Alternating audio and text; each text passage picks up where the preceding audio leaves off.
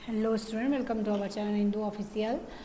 आज हमारा हिंदी का दूसरी क्लास है। इसमें मैं आपको बता रही हूँ अपभ्रंश और अवहट्ट क्या होता है।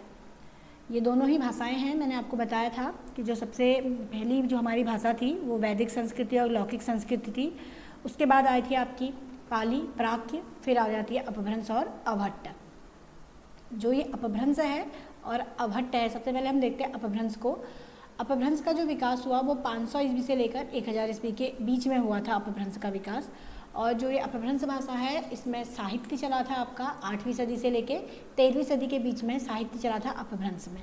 और अवहट्ट में जो साहित्य, अवहट्ट का जो विकास की बात करें तो अवहट्ट का विकास हुआ है तो 900 से लेकर 1100 के मध्य तक है। ध्यान रखिएगा, अपभ्रंश का 500 से 1000, जबकि अवहट्ट का है 900 से 1100 के बीच। ठीक है।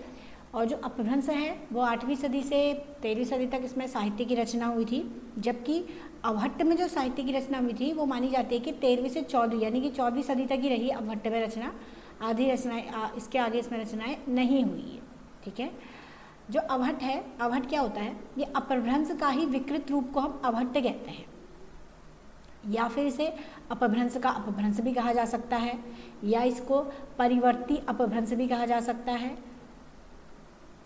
फिर जो ये अवहट्ट होता है ये अपभ्रंश और आधुनिक जो भारतीय भाषा है उसके बीच में इसको संक्रमणकालीन या फिर संक्रांतिकालीन भाषा भी कहा जाता है। ठीक है। तो ये सब नाम किसके? अवहट्ट के ही है। पहला नाम क्या है? अपभ्रंश का विकृत रूप, दूसरा अपभ्रंश का अपभ्रंश, या फिर परिवर्ती अपभ्रंश, या अपभ्रंश और आधुनिक जो भारतीय भाषा है उसके बीच का संक्रमणकालीन या संक्रांतिकालीन भाषा भी अवहट्ट ही है। ठीक है। उसके बाद जो अपभ्रंश थी उससे कई सारी आधुनिक भाषाओं का निर्माण भी हुआ था या उनका विकास भी हुआ था। वो कुछ भाषाएं हैं, मैं आपको बता देती हूँ। जैसे पहली अपभ्रंश भाषा थी आपकी सौरसैनी। सौरसैनी से बनी है पश्चिमी हिंदी, राजस्थानी और गुजराती। ये तीनों किससे आई है? सौरसैनी अपभ्रंश से आई है। उसके बाद आई है आपकी अधमार्गधी, इससे आई है हमारी पूर्वी हिंदी। फिर आई है मागधी, इसमें आई बिहारी, उड़िया, बांग्ला और असमिया। ये अयमिया और सौ है, यहाँ पे थोड़ा सा मिस्टेक हो गई है, यह आपकी असमिया। फिर आ जाती है हमारी खस। खस से रचना हुई थी पहाड़ी की। पहाड़ी ये भी सौरसैनी से ही प्रभावित थी, लेकिन जो उसकी अपभ्रंश पहाड़ी जो है वो खस के अपभ्रंश है, लेकिन प्रभावित किससे हुई थी? ये सौरसैनी भाषा से प्रभावित हुई थी। ठीक है।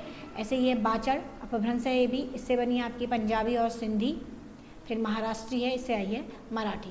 तो अपभ्रंश और अवहट्ट में इतना ही आता है कंपटीशन एग्जाम में, इससे ज़्यादा नहीं आता है। आपको थोड़ा सा मैं क्विक रिवाइज दोबारा करा देती हूँ, देख लीजिएगा। अपभ्रंश का विकास 500 से 1000, अवहट्ट का विकास 900 से 1100।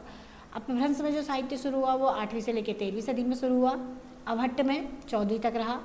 अवहट्ट को हम अपभ्रंश का विकृत रूप या अपभ्रंश का अपभ्रंश भी कहते हैं। इसे संक्रमणकालीन या संक्रांतिकालीन भाषा भी कहते हैं, इसे परिवर्ती अपभ्रंश भी कहते हैं। अपभ्रंश से बहुत सारी आधुनिक भाषाएं बनी हैं। जैसे सबसे पहली अपभ्रंश थी सौरसैनी, इससे बनी पश्चिमी हिंदी, राजस्थानी और गुजराती। फिर आई अधमागधी, अधमागधी से बनी पूर्वी हिंदी। फिर आई मागधी, मागधी से बनी बिहारी, उड़िया, बांग्ला, असमिया। फिर आई खस, खस से बनी आपकी पहाड़ी जो कि सौरसैनी से प्रभावित है। फिर आई आपकी बाचड़, बाचड़ से बनी पंजाबी, ये भी सौरसैनी से प्रभावित थी। और बाचड़ से एक भाषा और बनी, उसका नाम था सिंधी। फिर आई महाराष्ट्री, महाराष्ट्र से बनी मराठी। तो आज के टॉपिक में इतना ही। अगर वीडियो पसंद आई है लाइक करें, शेयर करें, सब्सक्राइब करें। Thank you.